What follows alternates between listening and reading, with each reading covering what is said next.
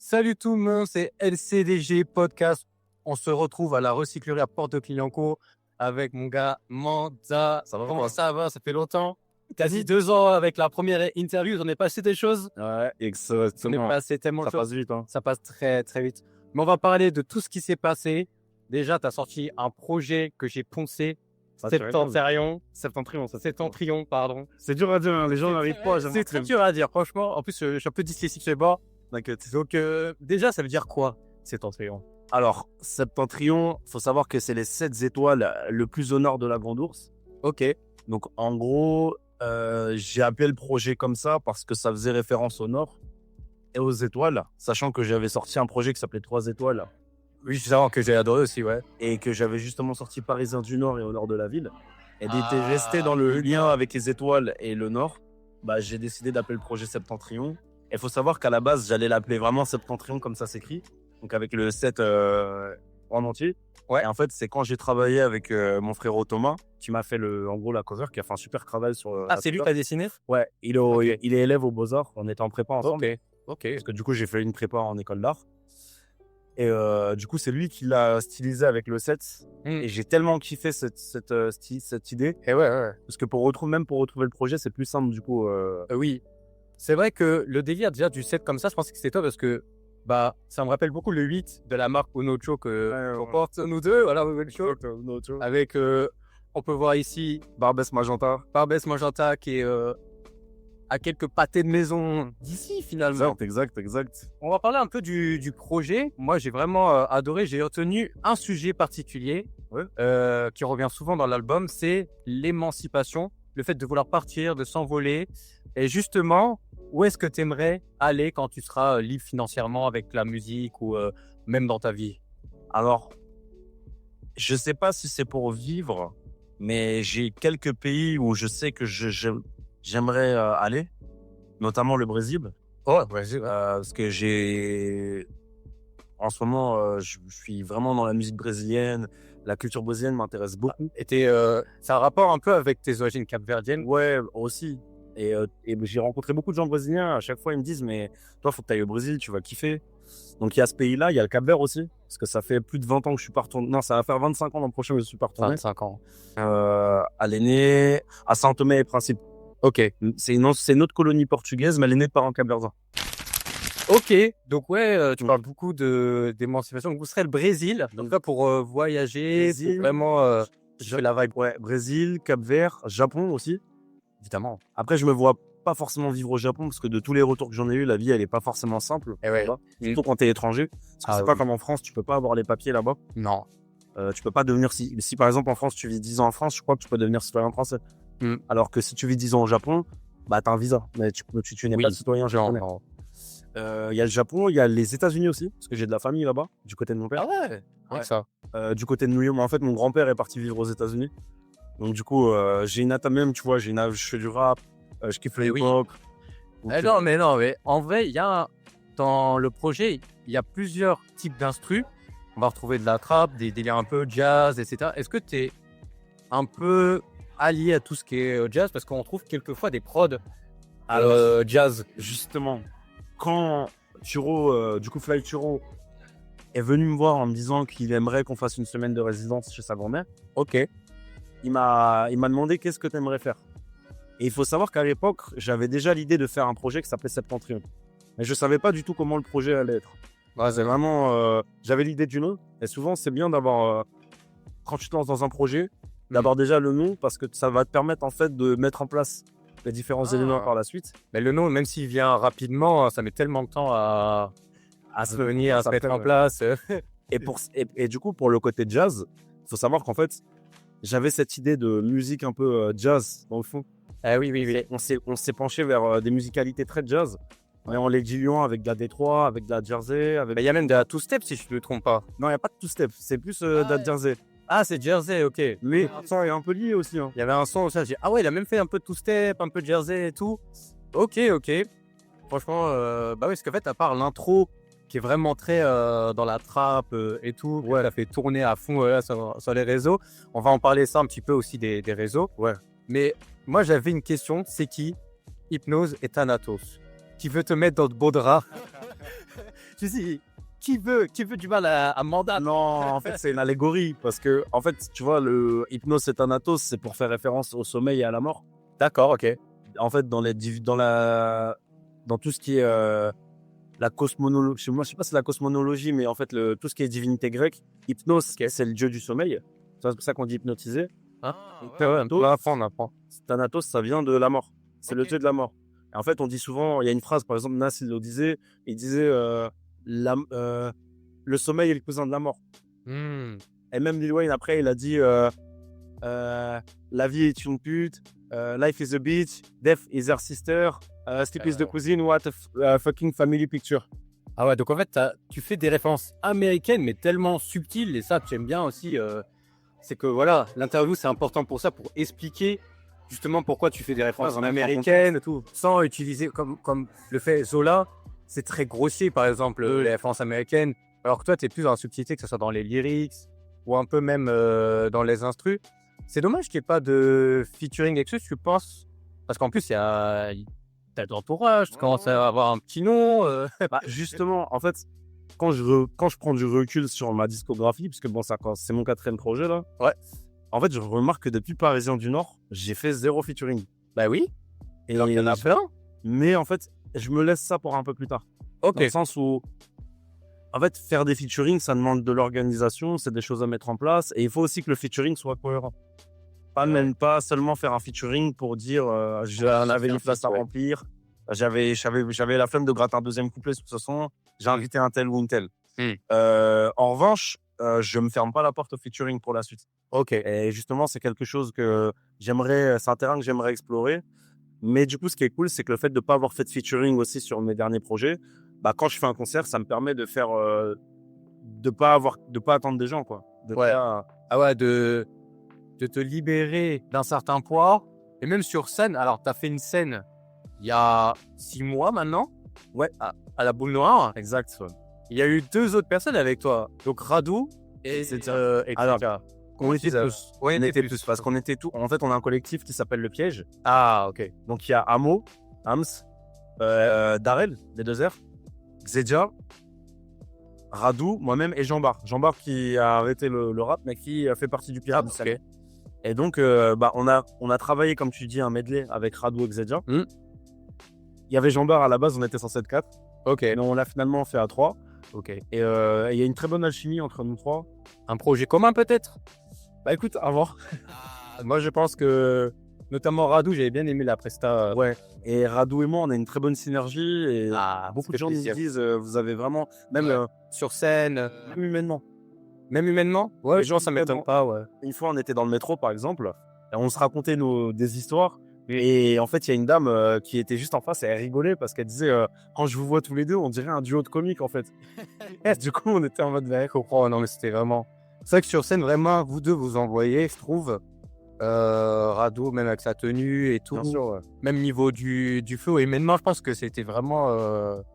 Non, donc un projet commun, on attend fort. Hein. Attention, on va peut-être la. L'idée, elle est de Il est déjà. lui et moi. Ok. Shout out à Radou d'ailleurs. Ouais. Gros bisous à lui. Et à Xedia aussi. Xedia qui est au Japon actuellement. Ah, bon, bah là, décalage de 12 heures. Je sais pas, tu verras l'interview.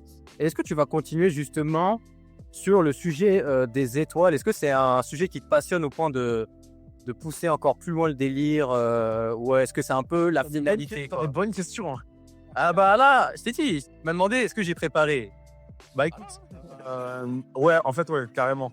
Et pour tout te dire, moi, dans ma tête, j'ai déjà l'idée du second album. Je sais déjà vers quoi je veux me diriger pour le second album, après Parisien du Nord. Parce que donc, tous les autres projets, c'était des EP.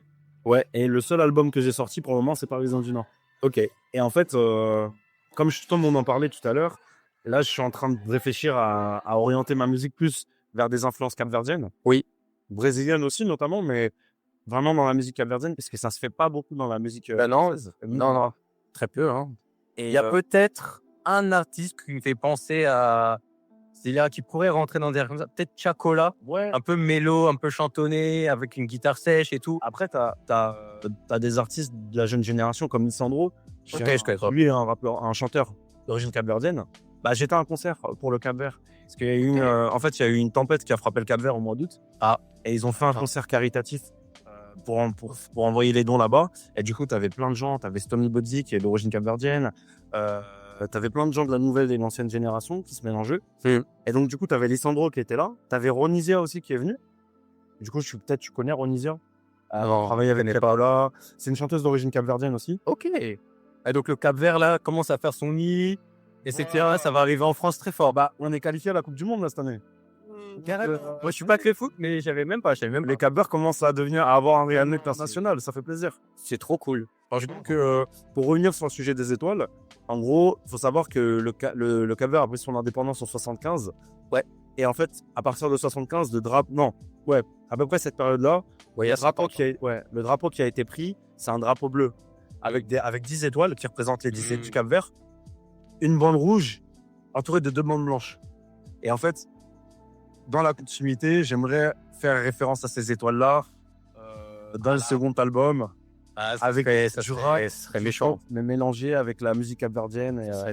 On serait méchant. Oui, c'est trop cool d'avoir un artiste comme toi, assez ouvert, qui n'hésite pas à mettre ses origines de manière subtile ou non, et vraiment donner de la force de là où tu viens, etc. Après, c'est un truc très ancré dans la culture rap, hip-hop, tu vois. On n'hésite pas à mettre là où on vient en avant, que ça soit... Souvent, on le fait, mais on le fait plus pour un quartier. Oui, c'est vrai. Pas pour un pays ou... Après, c'est un peu compliqué parce qu'aux États-Unis, les rappeurs, ils n'ont pas l'attache. Tu vois, il y a eu la traite atlantique, transatlantique, qui fait que, en fait, les Afro-Américains, ils peuvent pas se rattacher à un pays. Donc, c'est obligé de se rattacher plus à un quartier. je comprends. Là où nous, par exemple, les Afropéens, comme je pourrais le dire, les descendants d'Afrique, mais qui vivent en Europe, on a, tu vois, un tel est originaire du Congo, un tel est originaire d'Algérie, un autre, ça va être le Cambodge, je sais pas. Et aussi, de plus en plus, dans le rap, ça va faire des mouvements pour aider. Il y a le Congo, avec tous les collectifs congolais, le Cash Criminel, Damso, Gradure, il y a eu Gradure aussi, il y avait énormément de gens. Pareil pour la Palestine, il y a eu Stream for Humanity, mais je pense que... Et toi, tu devrais faire un projet, tu as parlé d'un concert pour le Cap-Vert parce qu'il y a eu un ouragan. Ouais. Est-ce que tu dois faire un projet vraiment caritatif pour aider le Cap-Vert écoute, si à l'avenir j'ai les moyens, c'est vraiment, c'est une question de moyens, c'est sûr. Parce que c'est une question de réseau, faut les contacts, faut les moyens, mais si tu me mets ça, on y va, tu vois, carrément. Let's go, je serais trop chaud.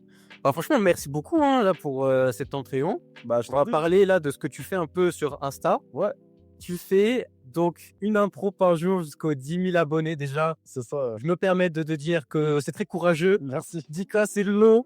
C'est long de fou. Après, il faut que j'ai vu ça. J'ai dit, mais attends quoi. Donc franchement, en plus là, tu as commencé à rencontrer du monde. Tu as eu Jungle Jack que j'ai pu voir au Grand Festival. Ouais, exact. Très lourd. D'ailleurs, comment était le Grand Festival cette année? Alors moi, je suis allé que pour vendredi. D'accord. C'était très lourd. Après, il y a eu Petite Sœur qui est... Alors, il faut un peu en parler. Vite fait, je fais un petit aparté sur ça. Je pense qu'elle a un peu stressé d'avoir autant de monde devant elle parce que la prestation... Mais en même temps, elle n'hésitait pas, entre les sons, à faire des transitions avec le public, à interagir plus. Donc, je pense que Petite Sœur, elle doit encore travailler sa notoriété. Mais l'album, il est tellement... notoriété, c'est ça, je pense. Leur projet avec Néofront FM Togo, ils ne sont pas attendus à un tel succès. Et en fait, c'est déconcertant entre toi, tu sais, tu fais le projet dans ton coin, tu le balances, et après, il t'appartient plus. Il t'appartient plus, ouais, c'est ça. Et du coup, il y avait Myro aussi. Il y avait Myro. Alors, petite histoire, Myro, depuis 2021, j'assiste à ses concerts. Ouais. Il y a eu, il a fait la Gaieté Lyrique petite salle et tout.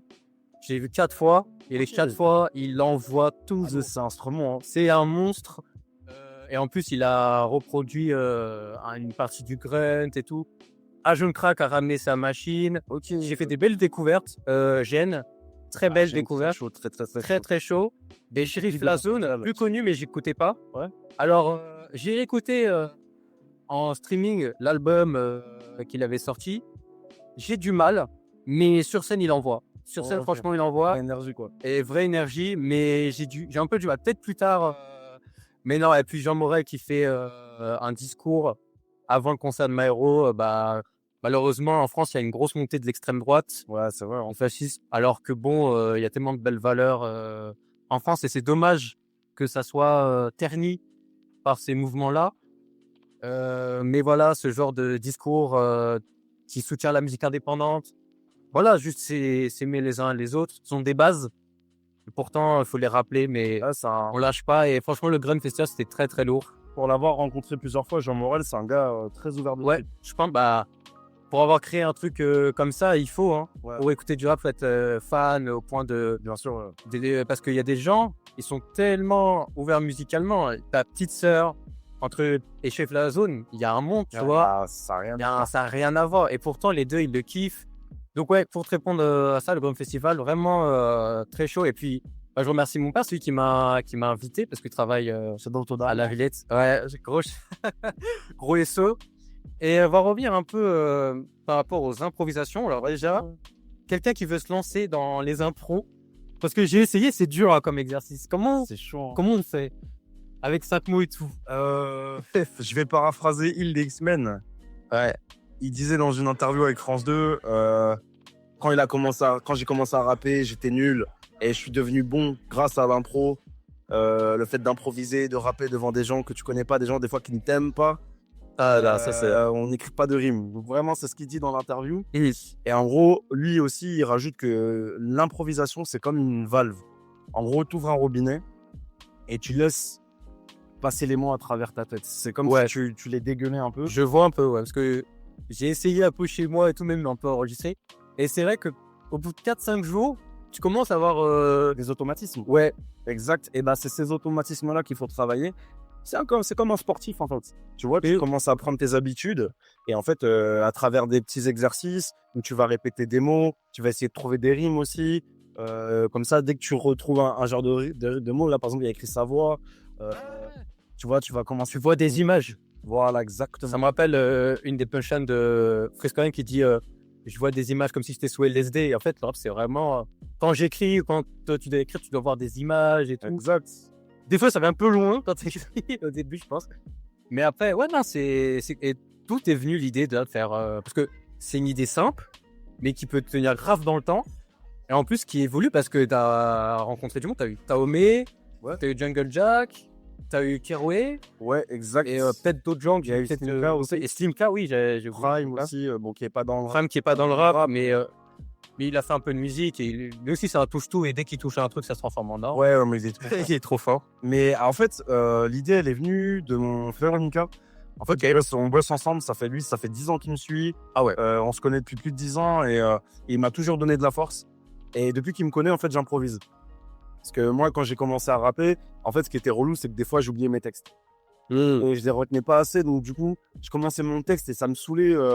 J'oubliais ou par pression, en fait, je me mettais trop de pression et je partais tout de suite sur de l'impro. Et en fait, Mika, lui, quand il m'a connu, ça l'a choqué. Et il m'a toujours donné de la force, on a toujours travaillé ensemble. Et c'est lui qui est venu avec le concept. En fait, il est venu avec le concept, il me l'a proposé il y a genre 1 ou 2 ans. Et à l'époque, j'étais pas très chaud. Et là, il est revenu fin d'été, il m'a dit « Ah, franchement, il faudrait que tu fasses ça et tout. » Et je l'ai écouté, j'ai dit « Vas-y, bah, on part. » Ah bah, t'as bien fait de l'écouter. À prendre là. T'as combien là? Alors, Là, t'as 2005 là. non, faut savoir que Ah. quand j'ai commencé sur Instagram, j'étais à 1700. Ouais. Et là, on est monté à presque de 2002. Ok. Et on a commencé il y a 2 mois et demi.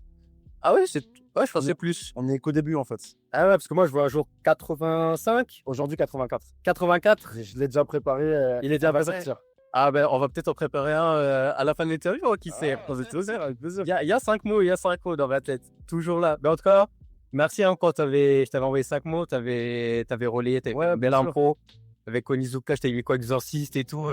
J'étais à Londres quand tu me l'as. T'étais à Londres, mais tu vas souvent à Londres en plus. Bah, il faut savoir qu'avec Radu, c'est un fanat de London, c'est sa ville. C'est le maire de Londres, en fait. Toi, c'est le maire du 18. Et lui, c'est le maire de Et Londres. Vas-y. Et en fait, du coup, on y va souvent, d'autant que j'ai de la famille là-bas. ok. Donc, j'ai la sœur T'as de la famille partout, gros. Ah, tu connais les Capaziens. Et du coup, bah, dès que j'ai l'occasion, vu que c'est pas très loin et que c'est un pays anglophone, donc j'aime beaucoup parler. Moi, j'ai de l'aisance à parler anglais. Tes morceaux en anglais bientôt ou pas? Bah écoute, c'est pas prévu, mais tu sais que j'ai essayé de rapper. Quand je commençais à rapper, Bah, même quand on faisait les colos pas trop et tout, Et bah, j'avais écrit des textes en anglais. ah ouais. Ah, j'aime bien. Des fois, je rappe quand je fais de l'impro, des fois, j'en fais en anglais un peu et tout. Et Mais je préfère rapper en français parce que déjà, c'est plus vrai, c'est peut-être aussi t'es plus à l'aise dans le sens d'exprimer des certaines émotions. ouais, voilà, ouais. Ils ont moins de vocabulaire. Oui, oui, ils ont moins de vocabulaire aussi, peut-être. Et alors, justement, Radou, maire de Londres, et toi, maire du 18, Ouais. tu peux nous citer les endroits emblématiques du 18e et de Londres que tu conseillerais à quelqu'un qui connaît pas le 18? Alors, si tu es à London, on va commencer par London. Allez. Bah, je vais dire Camden, hein. Ouais. Camden, attention, après, des fois, tu peux te faire un peu piéger, à part des trucs un peu plus touristes. Mais Camden, ça ressemble un peu au plus, mais côté londonien, donc en plus grand. En fait, Londres, c'est comme Paris, mais c'est beaucoup plus grand, beaucoup plus vaste. Ouais, je suis allé, ouais, c'est vraiment un peu grand. Et donc, il y a ça. Il y a Shoreditch, Ok. qui est grave cool. Brisbane, je crois aussi. Puis voilà, après, j'ai pas fait voilà les endroits non plus. Après, il y a Stratford où ma tante elle habite aussi. Mais ça, c'est un peu plus. Il n'y a pas trop de choses à faire là-bas non plus. Ouais. Puis voilà, après, je vous conseille aussi d'aller à Londres pour le carnaval. Nous, on y était là, du coup, la dernière fois. Ah, ouais. Notting Hill, le carnaval de Mm. Notting Hill. Ok. Et c'était cool, hein? Bah, Notting Hill, ouais, c'est un chouette quartier. Hein. Moi, je suis allé avec ma mère il y a 2-3 ans.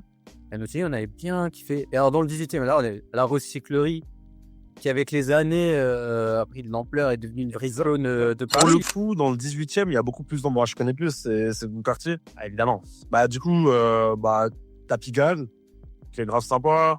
T'as Montmartre. Je te dirais. T'as Barbès aussi. T'as des trucs à faire à Barbès, t'as les puces. T'as le 18e, côté les puces. La petite ceinture. Max Dormois, où t'as des trucs à faire aussi. Et puis voilà, hein, t'as pas mal de petits spots. En fait, faut se laisser un peu. Faut se balader dans le 18e pour trouver des petits trucs sympathiques, je dirais. Ok. Bah ouais, de toute façon, hein, c'est ça. Hein. Un quartier, c'est découverte, marché, comme une ville, etc. C'est ça. Et on va en revenir sur ce qu'on porte.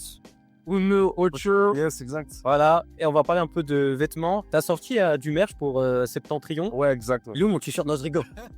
Je rigole. Il arrive. Non, je rigole. Non, ouais, pourquoi t'as fait un merch pour Septentrion? Oui, t'as fait un vrai design hein, avec les étoiles comme tu parlais. Exact. etc. Ouais, la tracklist dans le dos et le logo devant. Ouais. Bah, en fait, pour moi, c'est important de faire du merch. Parce que déjà, en tant qu'artiste, ta musique en tant que telle, elle te rapporte pas tant que ça. Oui. Tu vois, que ce soit en stream, c'est plus en stream ou en les réseaux, ça fait pas tant rapporter. Alors que faire des CD, des vinyles, des t-shirts et des concerts, en fait, c'est un peu le nerf de la guerre. C'est là où tu as plus de chances de gagner de l'argent. Donc déjà, c'est d'un point de vue purement financier.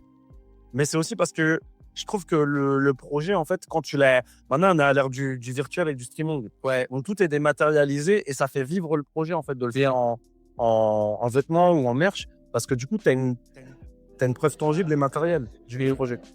Et ça, c'est important, je trouve, surtout. Ouais, je comprends. Non, parce qu'en plus, c'est rare d'avoir du très bon merch. Le dernier bon merch que j'ai pu voir, c'était le dernier album de Hamza. Ouais. Sincèrement, Ouais, exact. vraiment, c'était très chaud. Il avait fait la belle calligraphie et tout. Et même là, pour toi, franchement, et tu vas continuer à faire la marque Uno Ocho, j'espère. Ouais, bien sûr. Il y a des projets un peu qui se fait.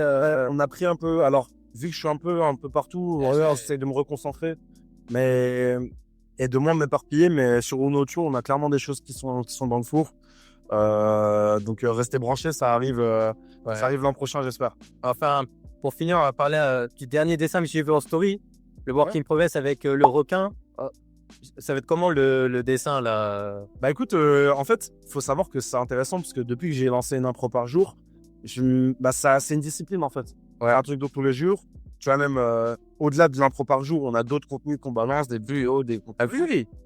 Pour faire des promos de Septentrion. Septentrion, j'ai bien aimé où tu as fait de la boxe taille. Ouais, aussi. Là, t'as Pierre d'ailleurs. Ouais. Non, c'est marrant comment tu.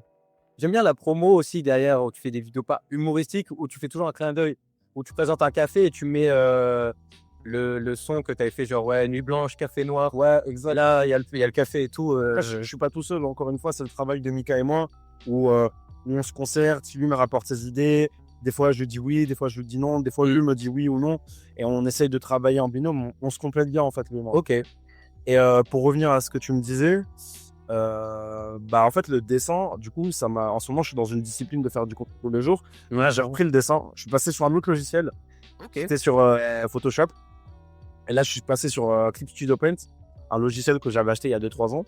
Et en fait, j'ai une pratique de faire un dessin tous les jours. Ok. Et du coup, là, le dessin d'hier, je l'ai commencé. Je l'ai repris d'après une photo. Et en fait, c'est un petit clin d'œil au Cap-Vert. Ok. Avec le requin qui est l'emblème du pays. Et en fait, la fille, elle a un genre de bandeau sur les cheveux. On mettra au montage le dessin, comme ça les gens ils auront la vision. J'espère que je le finirai, comme ça tu le mettras en fini. Allez. Et en fait, elle a un bandeau sur les cheveux. En fait, ce bandeau-là, c'est les femmes au Cap-Vert qui font de la musique qui s'appelle le batouk. En fait, le batouk, c'est se frapper sur les... C'est une musique où les femmes se frappent. Elles forment un cercle. Ok. Et elles frappent sur les cuisses ou sur des sacs. Ok. Et elles se couvrent les cheveux. Alors, je sais pas pourquoi. Faudrait que je recherche un peu. Mais du coup, c'était en référence à ça que j'ai mis Super. un genre de voile sur la tête. Bah, merci beaucoup pour les questions. On a appris plein de trucs sur le Cap-Vert. Roesso, Cap-Vert. Hein. Roesso au Cap-Vert, Les futurs projets et tout. Ah, merci, mais Continue comme ça, avec le délire du puzzle, etc. Non, il y a plein de choses qui sont passées et tu viens de le prouver.